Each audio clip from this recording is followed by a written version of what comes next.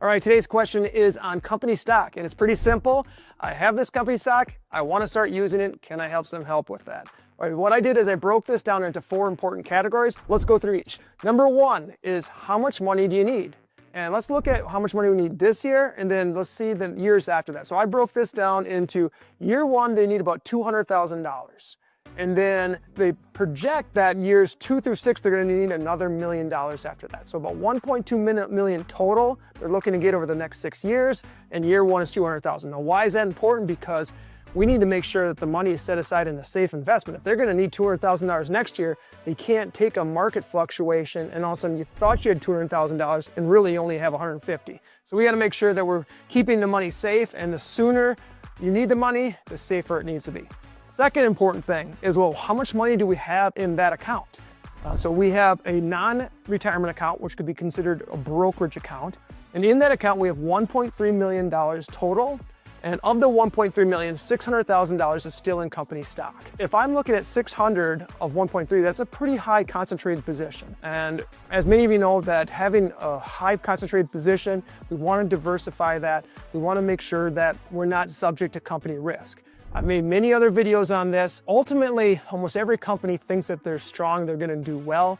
And at the time, it doesn't seem as though like having company risk might be dangerous. But if you look back 20 years ago, what were the top 30 holdings in the S&P 500? All those companies thought they're gonna do well, and many of them did not. That's why you wanna have several companies that you can have more predictable long-term earnings and long-term growth.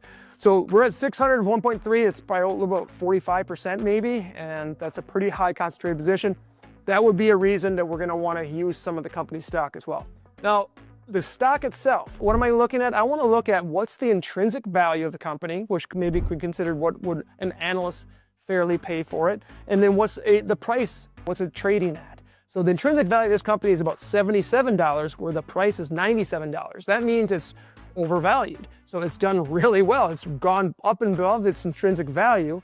And I'll take a note that this intrinsic value is just a measurement of future cash flows from the discount cash flow method, and then also the relative value. I've got other videos that talk about that, but it's just simply forecasting numbers. And right now, those numbers, it might be not a bad time to use some of this money, because we have had a really good gain, where if we went below intrinsic value, now we're at 97.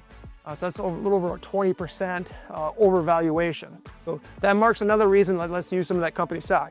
And then the last is the taxes. Well, if I'm gonna use it, how am I gonna get taxed? This particular case, long-term, let's just say it's all in long-term capital gains, and we're living in the state of Wisconsin. So let's dig deeper into the taxes as the fourth kind of the decision maker, because the first 3 categories say, yes, let's use some of this company stock. We need $200,000, let's make it safe.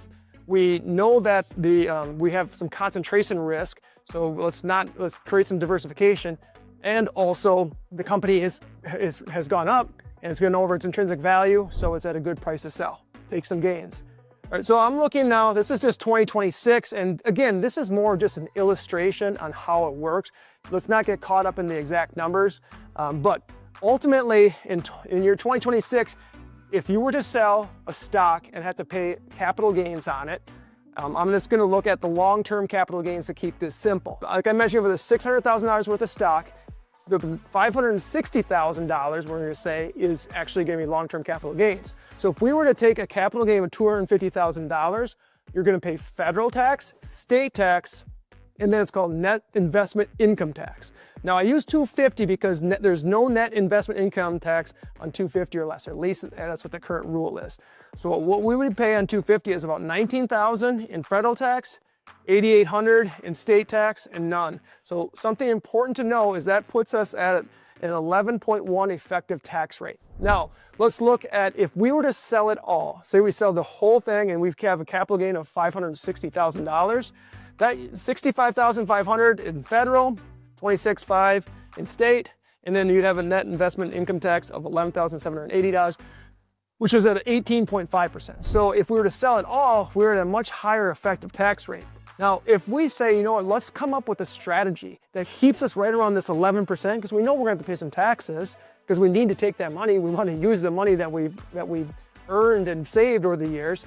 If we keep it at 11, that would be, in this particular case, little over $41,000 of tax savings by not having to push yourself into that 18.5%. In this example, we're gonna wanna keep right around this area because we're gonna satisfy the 4 things that we're trying to do.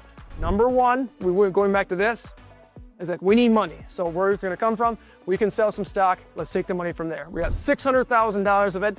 If we sell $250,000, now we really minimize that concentration risk and we don't have almost 45% in one particular stock. Second is it a good time to sell? It's not a bad time. We've had an awesome run. The price is well over its intrinsic value. Let's take some of the gains. And then third, let's just pay some of the taxes. Let's keep those taxes lower so we can, at that 250 mark, we're not so high as a total tax bill. So this example, let's take 250 as the amount that makes sense to be able to use. Like I mentioned before, kind of flip it around here, is that we're needing about 1.2 million. So we'll keep working on the whole strategy. And this is something that you do on a consistent basis, but you always want to make sure if your taxes are done annually, so each year figure out this is exactly what we can do and what we can expect from taxes, knowing what the tax rules are.